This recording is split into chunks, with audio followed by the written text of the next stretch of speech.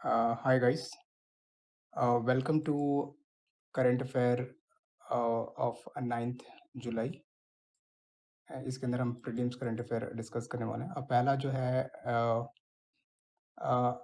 जो कोविड जो है it's this is a covid candidate vaccine candidate जिसको जेडस कैडिला के द्वारा this is a company and इसको डेवलप किया गया and this is second potential vaccine in India after जो कोवैक्सीन जो भारत पेट्रोलियम के द्वारा एंड इसको क्या कि ह्यूमन ट्रायल के लिए इसको अप्रूवल मिला है by DCGI drug controller general of India के द्वारा। ठीक है, so next we have elimination of measles and rubella in Maldives and SL Sri Lanka.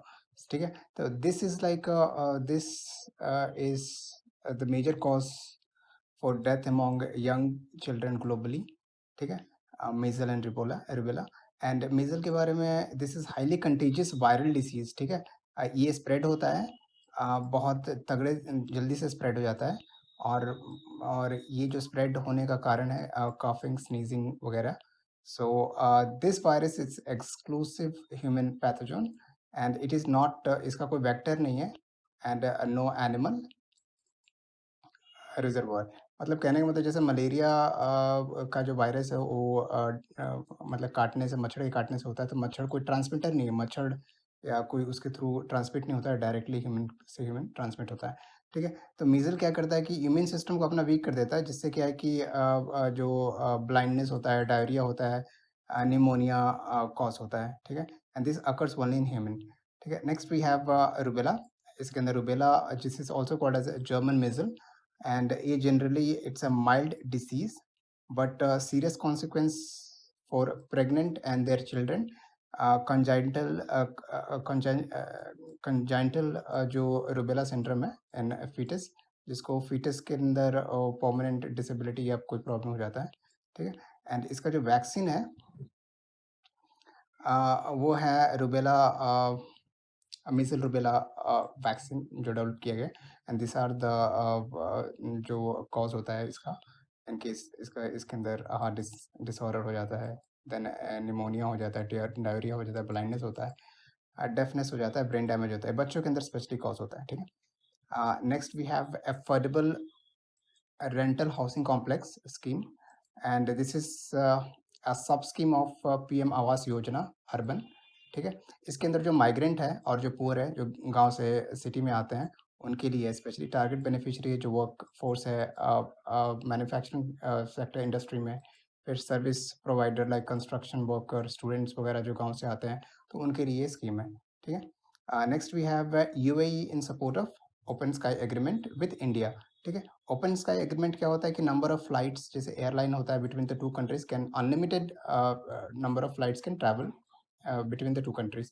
तो इसको क्या है कि इंडिया है already have open sky agreement with Spain, Sri Lanka and USA and ये जो है किस किस किस पॉलिसी के अंतर्गत आता है, तो नेशनल सिविल एविएशन पॉलिसी 2016 के अंदर where open sky agreement is law with SAARC nation and countries beyond 5000 kilometre. 5000 kilometre के जो बियॉन्ड रहता है उस कंट्री से हम इसके अनुरूप इस पॉलिसी के अनुरूप के अंदर ओपन सी एग्रीमेंट कर सकते हैं, जहाँ पे फ्लाइट आ जा सकता है, number of flight, any number of flight. फिर इंडियन रेलवे ने zero net sorry net zero zero कर देना है क्या, कार्बन एमिशन। ठीक है, mass for mass transport network. ठीक है, बाय 2030। तो जो मालगाड़ी वगैरह का है, तो उसका जो मास ट्रांसपोर्ट मालगाड़ी या जो नॉर्मल पैसेंजर वगैरह का भी है, तो इससे क्या है कि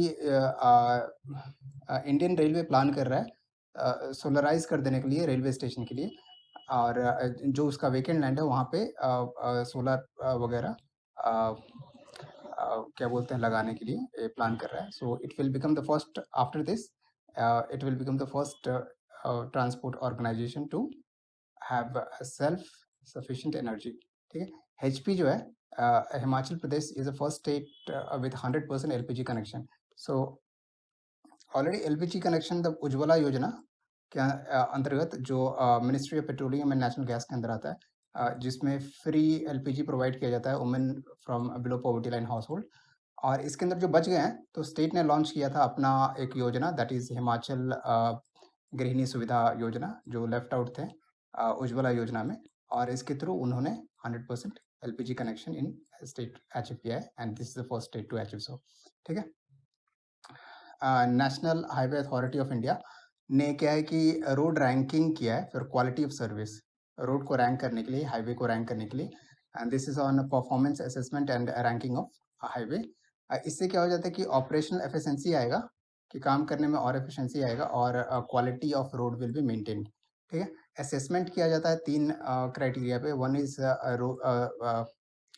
highway efficiency, then highway safety and user service. इसका वेटेज है 45 plus 35 plus 20, that is equal to 100% respectively. इसका 45, इसका 35, इसका 20। ठीक है। Next we have Dihang Patkai wildlife sanctuary. इसको क्या कि अपग्रेड करके नेशनल पार्क में अपग्रेड करने के लिए असम गवर्नमेंट, असम में है, असम गवर्नमेंट प्रपोजल रखा है। क्योंकि इसको या इसको प्रोटेक्ट करने के लिए, किससे, कोल वहाँ पे और आयरन ओर माइनिंग होता है, एक्सप्लोरेशन होता है, उसे प्रोटेक्ट करने के लिए असम गवर्नमेंट ने इसको प्रपोजल रखा है। फिर ये this is also known as Jeypore rainforest, JAYPORE rainforest के नाम से भी जाना जाता है। यहाँ पे दिहांग रिवर है, and Patkai rainforest hill है, सॉरी पतकाई हिल, जिसके Dihang Patkai wildlife sanctuary नाम आया है। ठीक है। असम में दूसरे जो नेशनल पार्क है वो दिब्रू सिकवा है national park, then Manas national park है, काजीरंगा नेशनल पार्क है, नेमराई नेशनल पार्क है, ओरांग नेशनल पार्क है। Next we have Sheshnag. Sheshnag is the longest train ever by Indian railway. India में सबसे लॉन्गेस्ट ट्रेन है, 2.8 किलोमीटर, और ये उसका पिक्चर है। ठीक है। Next we have Kushok Bakula Rimpoche, and this is a person, इनका फोटो है।